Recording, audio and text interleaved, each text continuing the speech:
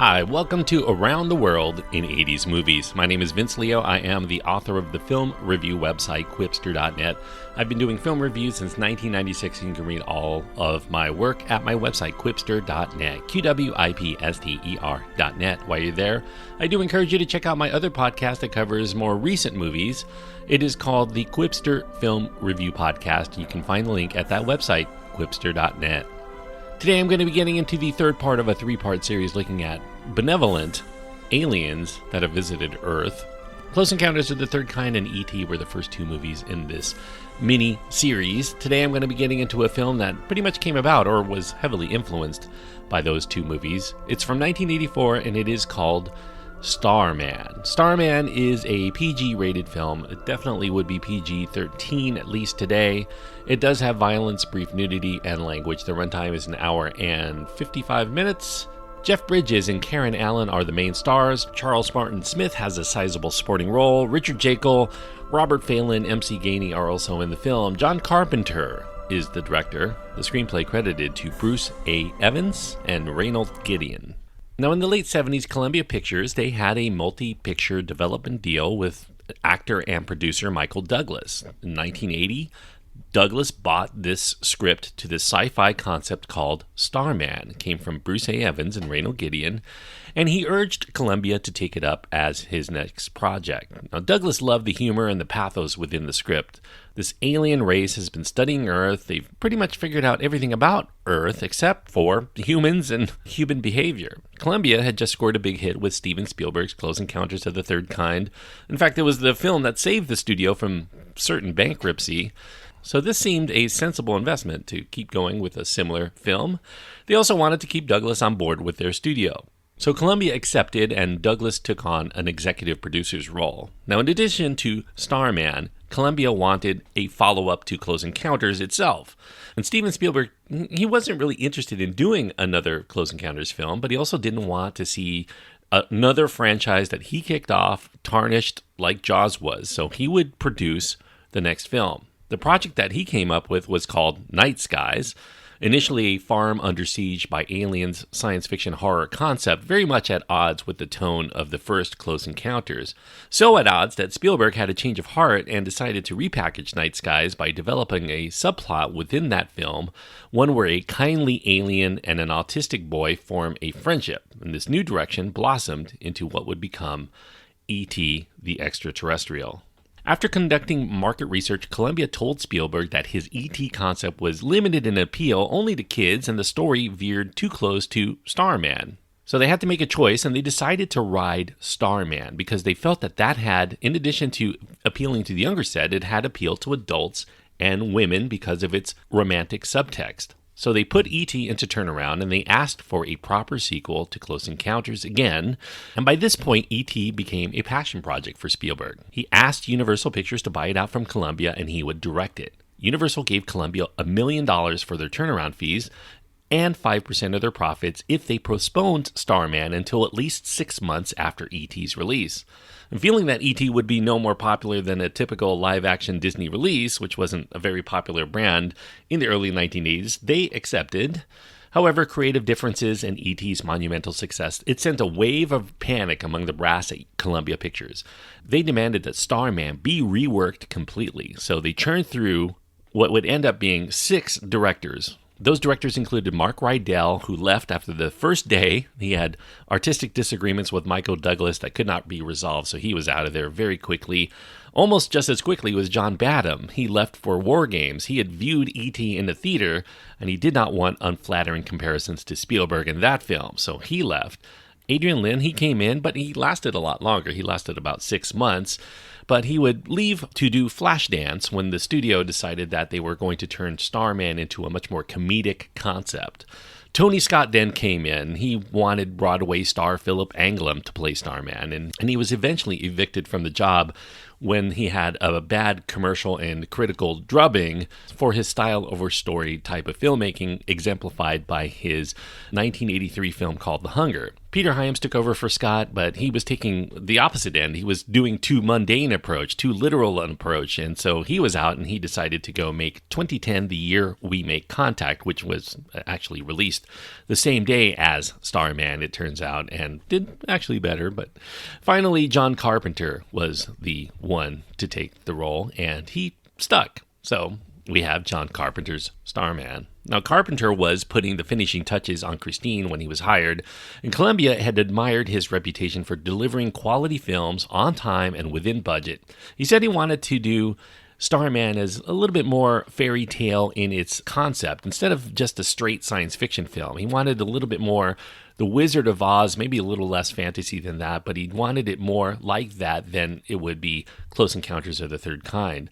But he wanted it also grounded into this road trip type movie. It would have romance, it would have comedy, a little bit like Frank Capra's It Happened One Night, or maybe Hitchcock's The 39 Steps, where you see a man and a woman get to know each other romantically through their dire circumstances, if it had more of a science fiction premise, of course. And Columbia approved this approach because it was a less expensive approach than doing an all-out effects extravaganza. Carpenter had just suffered a box office disappointment of his own. He had done The Thing. Christine would turn out to be a modestly successful performer, but not necessarily very popular.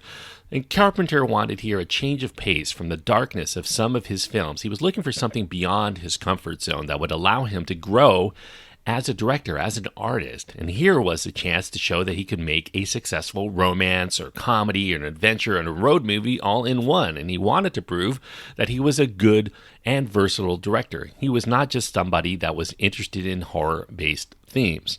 In addition to the 6 directors, there were also 5 writers that were attached at one time or another. The original script and first revision were by Evans and Gideon, and Edward Zwick came in to do a polish. Zwick was a writer that Michael Douglas respected, and he became a future acclaimed director of his own. Diane Thomas came in. She also scripted Romancing the Stone for Douglas to do some work with the dialogue there.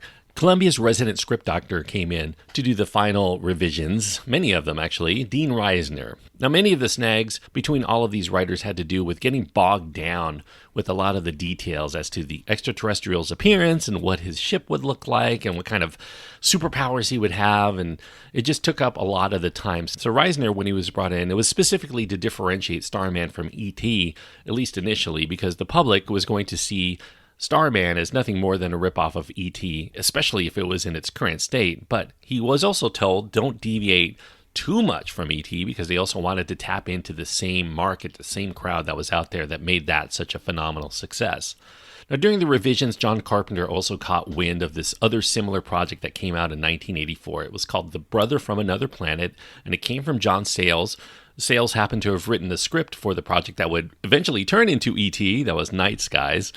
After attending a screening, Carpenter told Reisner he should redraft a new script. He should concentrate Starman more as a love story. That would be the angle that would make it unique. Maybe make it a road trip comedy in the vein of Frank Capra's It Happened One Night. Carpenter wanted the tone to stay very upbeat and amusing, and having Reisner remove some of these heavy-handed political elements and scenes that went through a lot of the revisions, like Starman blowing up the government bad guys at the end with a laser blast, he thought that was just too much. He wanted it to stay a much more positive and optimistic experience for the viewers. Carpenter decided that they would not show the alien as anything but this energy orb before it would transform into what would become a physical embodiment. He would become a human being, at least in appearance. An early version of Reisner's script, the alien was going to be transparent. You would see its innards, and Carpenter told Reisner, let's not make him anything other than a complete human, because having alien physical traits may dampen their attempt to capitalize on the romance if this character was too much of an other, and it would distract from the adventure aspects that he felt that audiences would be much more interested in following as part of its entertainment. So the final plot that made it into the film, an alien race intercepts Voyager II, which was a space probe that was sent out in the late 1970s. In real life, actually, was sent out. It was something that contained elements that described Earth, effectively inviting aliens to visit, or at least saying hello. Some aliens did encounter Voyager II, and they took up Earth on the offer to pay a visit. They sent a scout pod to see what we were up to. American fighter jets greet this pod, and the alien scout crash lands in the American backwoods in Wisconsin. Using DNA found in some clipped hair follicles within a photo album held in the home of a recent widow named Jenny Hayden, the alien transforms itself into the likeness of Jenny's dead husband, this house painter named Scott Hayden. Jeff Bridges plays Scott Hayden there. Now, the not Scott must get to a rendezvous point at Meteor Crater, Arizona, to get back into the mothership before he dies. But SETI, the Search for Extraterrestrial Intelligence, as well as the FBI, want to find him. SETI wants to get to know him, FBI wants to experiment on him, but the alien has no choice. He has to kidnap Jenny to assist him to get to his rendezvous point. A little bit more to the story than that, but I don't want to go into any kind of major spoilers here for those people who haven't seen it. The Screenwriters Guild had to have arbitration to give credit to the original screenwriters Bruce A. Evans and Reynold Gideon. Carpenter was angry about that choice because he felt that Dean Reisner, who came into the project in late 1981, he ended up writing 7 drafts over the next 2 years to the point where he felt that the story was just as much Reisner's as it was Evans and Gideon. So he did not get any credit for his script revisions despite 2 Writers Guild arbitrations. So Carpenter dedicated the film at the end to Dean Reisner, and that caused some controversy with the Writers Guild. They felt that that credit was usually something that was reserved for deceased collaborators or sources of inspiration, not necessarily to give a tack-on credit for one of the writers. Alan Dean Foster, though, the novelization that he did included Dean Reisner's name as one of the sources.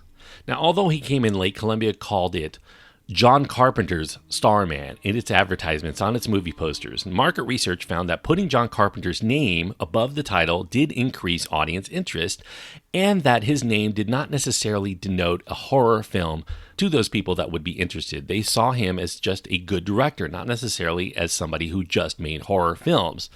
Michael Douglas at one point considered making himself the star of the film, but because he became too involved with starring in and making Romancing the Stone, he couldn't take the role, and by this point his star power was rising as a box office performer. He had all but given up as a producer trying to get Starman made, so Columbia at that point was calling many of the shots without him anyway.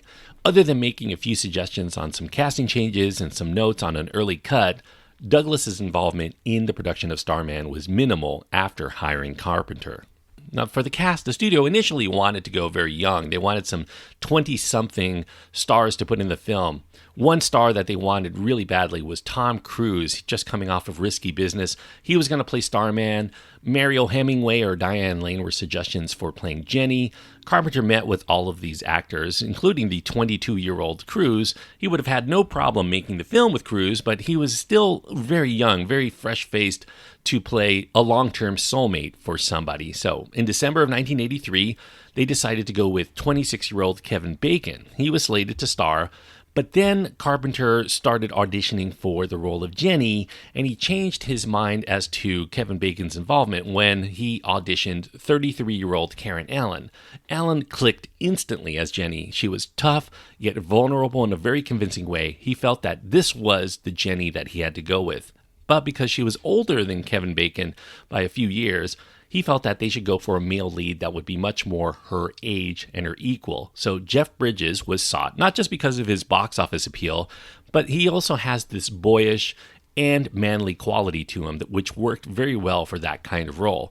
Carpenter had been wanting to work with Bridges for other films he had made in the past, Escape from New York and The Thing. Obviously, those starred Kurt Russell, but he really wanted to get Jeff Bridges on board for those, but it wasn't going to work out timing-wise. So he moved on to Kurt Russell, and Kurt Russell became kind of an action star through those movies as well. Now, when Bridges came in, he started doing a lot of rehearsing as to what Starman's physical movements would be. He worked with a friend of his, a dancer named Russell Clark. If you've seen Xanadu or Fright Night Part 2, Russell Clark is he's a very captivating dancer. He's not necessarily hugely significant to those movies, but you definitely remember his appearance in it if you've seen those movies recently.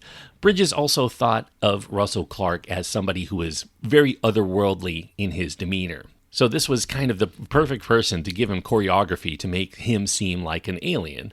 Bridges also observed how his young daughters, who were 3 years old and about a year and a half old at the time, they were just learning to walk or talk or observe how the world works. So he was going to incorporate a lot of their mannerisms and movements and curiosity into Starman's performance. For his head movements, it was suggested by Clark he look at ornithology, base his head movements on birds.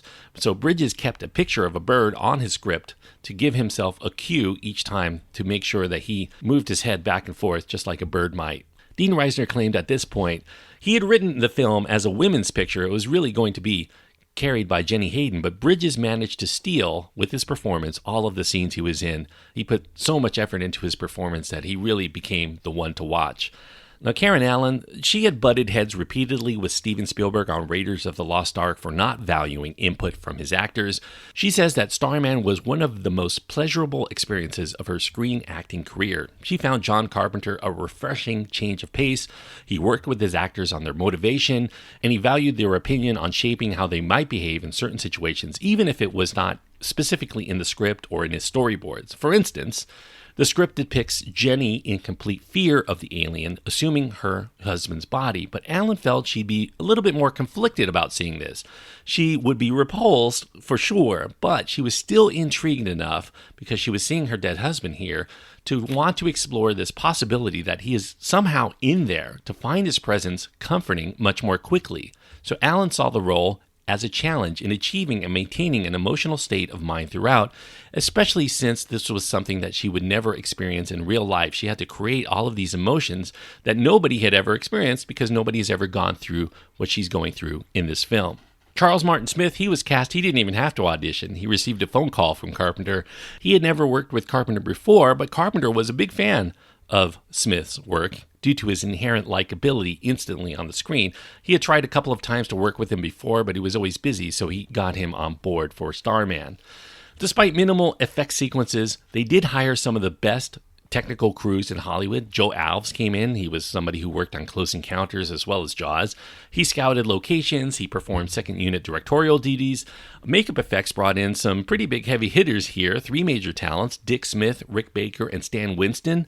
They shared duties. For instance, in the scene where the alien uses Scott's DNA to go from an embryo to a full-grown man, all 3 of them performed something within that scene. Rick Baker made the infant.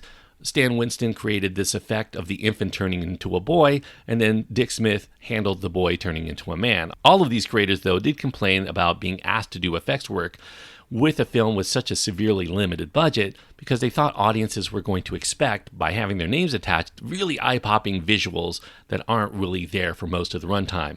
Now, for the visual effects themselves, they brought in the biggest name in the business, Industrial Light and Magic, to enhance the arrival and departure sequences at the beginning and the end of the film.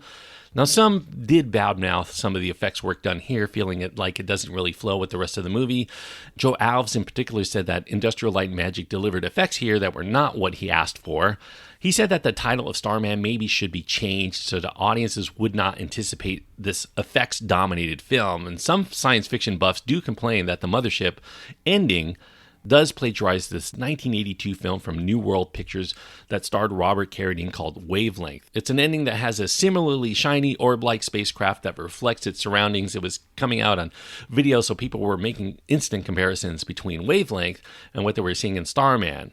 Alves, though, does state that he had no knowledge of Wavelength and similarities are pure coincidence. So he had conceived of this Saturn-like ship before he'd ever heard of this other film and its chrome-like similarities. Now, although the premise does strain believability at times, there are many contrivances to get the film to work. It does remain entertaining, and it does pack an emotional punch. Jeff Bridges here, he's endearing. This Oscar and Golden Globe nominated performance as the fish-out-of-water alien having to adjust to a world he's never known. That Oscar nomination, by the way, would be the only one earned by a film that was directed by John Carpenter. Now, it also marks the first, and I think as of this recording, I think it's the only Oscar nomination for somebody who plays an extraterrestrial. Now, if I'm wrong about that, you can send me a note. I'll give my details at the end of the show.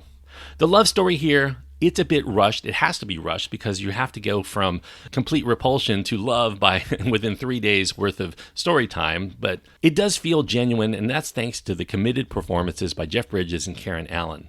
Charles Martin Smith here is also very good in a supporting role as the SETI agent with a conscience. Richard Jekyll, who Carpenter was also a longtime fan of due to his intimidating screen presence. He's equally slimy as the U.S. State Department bureaucrat out to capture this proof of extraterrestrial life to perform experiments on him, presumably. It was somewhat of a personal movie in many ways for John Carpenter. His son Cody was born during the production. He also would leave his wife, Adrienne Barbeau, at this time. And during the production, Carpenter met Sandy King. She was working as the script supervisor for Starman, and they became an item and then later married in 1990. And they still remain married to this day. He really feels he found his soulmate there. As there were many locations to set up and technical considerations, the actors had to entertain themselves during their downtime. Karen Allen took to such things as knitting, and Jeff Bridges, he began a hobby that he would actually do the rest of his career while making this film. He started it with Starman at the encouragement of Karen Allen. He would photograph behind-the-scenes goings-on for this film as well as his future films with his wide-lux camera that was given to him by his photographer wife, and he would compile all of these pictures into albums to give out to the cast and the crew as a memento of their time there.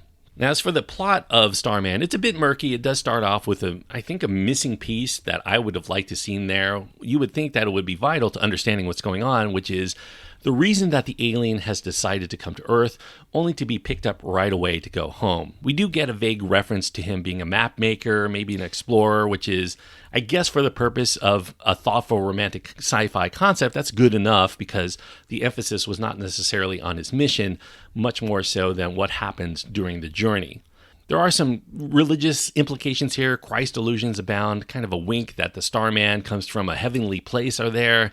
It's not really explicit or overbearing. This is definitely not a film that's trying to make you buy into a whole religious subtext here, but it definitely does make some comparisons here between Starman and perhaps an angel or Jesus or what have you. The film is not just a love story, though, between a woman and an alien, but it also has kind of a love for America, this cross-country depiction of America's finest assets, not only its beautiful locations, but its helpful people.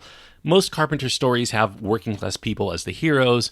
The government is usually seen with much more skepticism. They're the obstacle to total greatness for the country. So Carpenter really is saying here, America is great. We have great people. We have great beauty. There's a lot to be proud of. But the government, such as it is what's really ruining us from complete greatness, which is something he would explore much more fully a few years down the road with They Live. Starman benefits from its sense of humor. It doesn't lose dramatic tension because of it, though.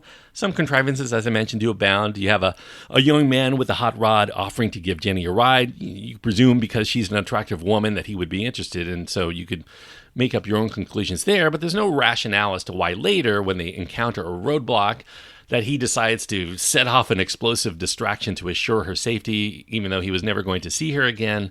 You just kind of have to go with the flow of that. It has one of the best science fiction scores from the 1980s, I feel, but Carpenter actually didn't do this score. He normally scores almost all of his own movies. This one is by Jack Nitzsche, who also scored a 1981 Jeff Bridges film before called Cutter's Way. Carpenter loved the work that Nitzsche does here, and he honored the theme by including it on his own album of works in 2017, Anthology Movie Themes. In addition to that score, there's also a song featured prominently in the film, I Can't Get No Satisfaction by the Rolling Stones. The film depicts that song as being on the Voyager golden record that was sent into space, containing all of the sounds and images and greetings in many languages, meant to serve as a hello from the people of Earth. However, in real life, that song doesn't appear on that golden record. It actually is Johnny Be Good by Chuck Berry. But perhaps not coincidentally, Satisfaction by the Stones features piano and tambourine by Starman's composer Jack Nitzsche. So, bringing it full circle there, Michael Douglas was very high on Nietzsche's work since he composed One Flew Over the Cuckoo's Nest, which was a Douglas production, and he wanted him to bring that magic to Starman. Nitzsche also worked for Douglas just a few months later for The Jewel of the Nile, and Nitzsche would receive a Golden Globe nomination for the score for Starman as well. Now, the soundtrack, if you've bought the soundtrack to Starman, it includes a duet between Jeff Bridges and Karen Allen. They cover an Everly Brothers classic called All I Have to Do Is Dream, very famous song. They actually sing it within the course of the movie, kind of an acoustic performance within the home movie footage at the beginning of the film. But it came about because Karen Allen and Jeff Bridges liked to sing together during their downtime in the film. They became great friends during the making of this movie. In fact, if you listen to the commentary for Starman that was done with John Carpenter and Jeff Bridges, he kind of admits he did fall in love with Karen Allen during the making of this film, and he feels that sometimes he does fall in love with his leading ladies, despite the fact that he's been married since 1977. That's neither here nor there. They did make a music video for the song to promote the film, and at the end of that video, if you watch it, you can actually search for it on YouTube and find it. They do feel the notion to kiss each other romantically at the end of their singing together, so I think they were overcome with emotion for each other at that moment. They became good friends. They still remain friends. They still get together to occasionally sing. Karen Allen sometimes appears on stage with Bridges and his band, the Abiders.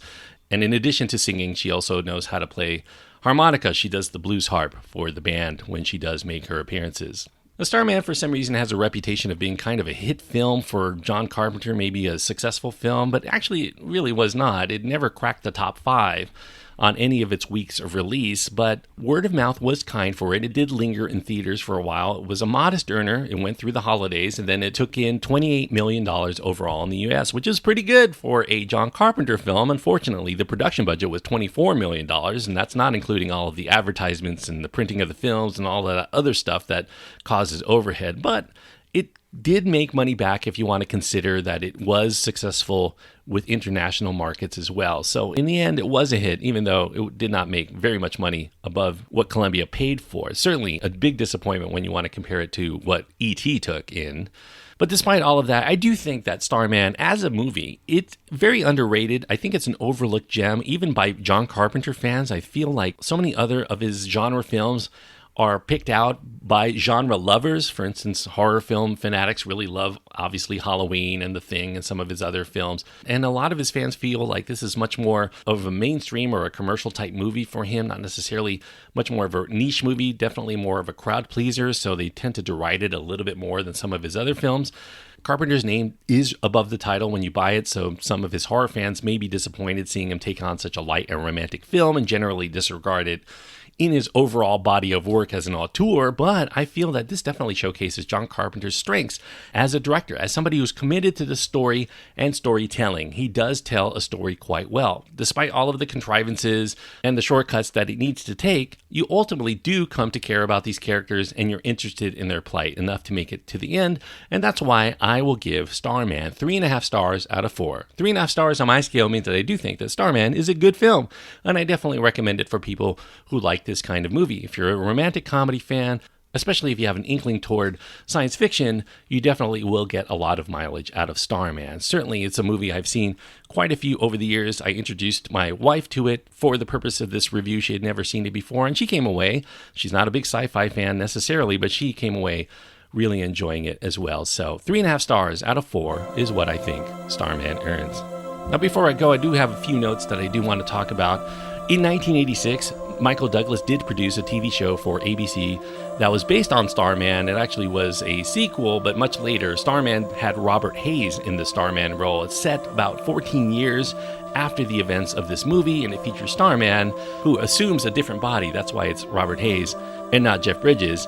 And we also meet his teenage son. They're searching for the missing Jenny Hayden. It did only last one season, however. It didn't find a mass audience, but it did find a cult audiences, enough for them to have, during the time that it was on the air, they met for Starman celebrations because they really did enjoy this premise, at least at the time. And it is a beloved TV show for those people who took it in the mid-1980s. Michael Douglas, he enjoyed what John Carpenter did with Starman enough to ask him to direct, a few years later, Fatal Attraction, which would have been definitely an interesting choice to helm that film, but unfortunately, Carpenter hated the script for Fatal Attraction. He called it a knockoff of Play Misty for Me, which was, coincidentally, a film that was written by Starman's Dean Reisner back in the day for Clint Eastwood in the early 1970s.